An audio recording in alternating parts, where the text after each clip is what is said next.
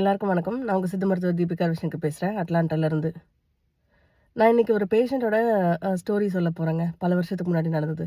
நான் காலேஜ்ல வந்து ஹவுஸ் சர்ஜன் பீரியட்ல படிச்சுட்டுருந்தேன். 2010 அந்த மாதிரி. ஸோ, அப்போ வந்து ஒரு டீனேஜ் பொண்ணு வந்து எங்க ஐபிக்கு வந்தது. அந்த பொண்ணுக்கு யாரும் இல்ல, பேரண்ட்ஸ் இல்ல. மொட்டை அடிச்சிருந்தாங்க. "ஏம்மா?" அப்படின்னு கேட்டேன். "எனக்கு நெறைய வந்து தொந்தரவுகள் வருது.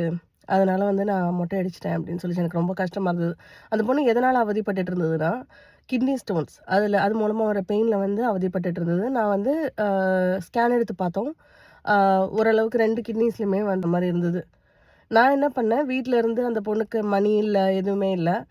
டேப்லெட்ஸ் எல்லாம் வந்து காலேஜ்ல இருக்கிற ஃப்ரீ டேப்லெட்ஸு, மெடிசின்ஸு அதுக்கப்புறம் நான் வந்து வீடு பக்கத்துல தான் இருந்ததுன்னு சொல்லிட்டு, வீட்ல இருந்து வந்து நான் அன்னைக்கு ஒரு இது சொல்லியிருந்தேன் இல்லையா? ஹெர்பல் பவுடர், சிறுகண் பீளை குடிநீர், அ அந்த டீ தான் நான் போட்டு போட்டு டெய்லியும் எடுத்துட்டு போவேன் அந்த பொண்ணுக்கு.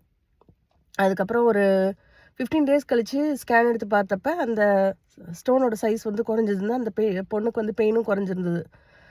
ஆ அதுக்கப்புறம் வந்து அந்த பொண்ணு காணாம போயிடுச்சு. அந்த பொண்ணு எனக்கு தெரியாமயே வந்து ரிலீஃப் ஆகி போயிடுச்சு ஐபிலேருந்து. பட் அந்த மாதிரி வந்து ஒரு சின்ன சிம்பிள் மெடிசின்ல கூட அந்த பொண்ணுக்கு ரிலீஃப் குடுத்தது எனக்கு ரொம்ப சந்தோஷங்க. ஆ நீங்க வந்து கிட்னி ஸ்டோன்ஸ் இருந்ததுனா, லேப்ராஸ்கோபி மூலமா வந்து ரிமூவ் பண்றதுக்கு முன்னாடி சித்த மருத்துவத்த கன்சல்ட் பண்ணுங்க. எல்லாருக்கும் நன்றி. Have a wonderful day.